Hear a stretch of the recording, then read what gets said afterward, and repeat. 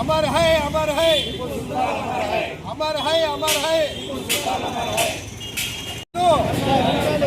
शहीद टिप्पू सुल्तान आशयालु शहीद टिप्पू सुल्तान आशयालु जोहार जोहार शहीद टिप्पू सुल्तान शहीद टिप्पू सुल्तान शहीद टिप्पू सुल्तान शहीद टिप्पू सुल्तान अमर है टिप्पू सुल्तान अमर है टिप्पू सुल्तान अमर है टिप्पू सुल्तान अमर है ఈరోజు మహనీయులు భారత మాతృభూమి కోసం అసూలు బాసిన అమర వీరుడు షహీద్ టిప్పు సుల్తాన్ వర్ధంతి. భారతదేశంలో బ్రిటిష్ వారికి పోరాడటానికి ఎవరు ముందుకు రాని పక్షంలో ప్రతి ఒక్కరూ బ్రిటిష్ వారి దెబ్బకు భయపడి తల వంచేసినప్పుడు ఒకే ఒక శక్తి షహీద్ టిప్పు సుల్తాన్ రహమతుల్లా అలై గారు బ్రిటిష్ వారికి నిలబడ్డారు. బ్రిటిష్ వారితో పోరాడటానికి నిలబడి తన ప్రాణాలు కూడా కోల్పోయారు. ఇలాంటి మహనీయులు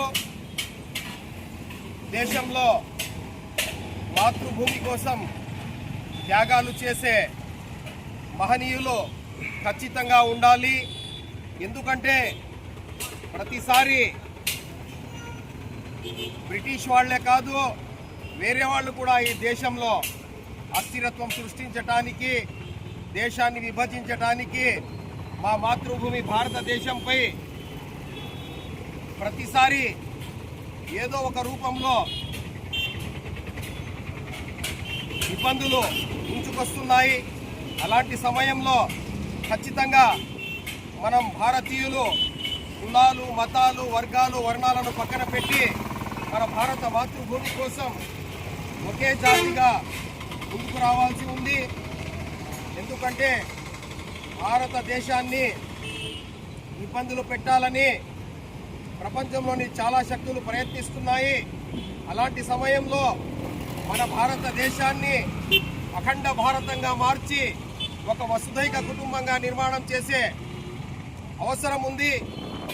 అలాంటి అవసరాన్ని మనం ఐకమత్యంగా హిందువులు, ముస్లింలు, క్రైస్తవులు, సిక్కులు ప్రతి ఒక్కరూ భారతీయులుగా ఉండి మనమంతా ఒకే జాతిగా ఉండి మన దేశాన్ని కాపాడుకోవాల్సిన అవసరం ఉంది.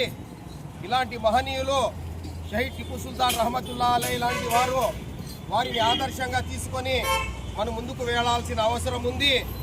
మనము వారిని ఆదర్శంగా ఎందుకు తీసుకోవాలంటే వారు మత సామరస్యాన్ని, పరమత సహనాన్ని, సోదర భావాన్ని చాటి చెప్పారు.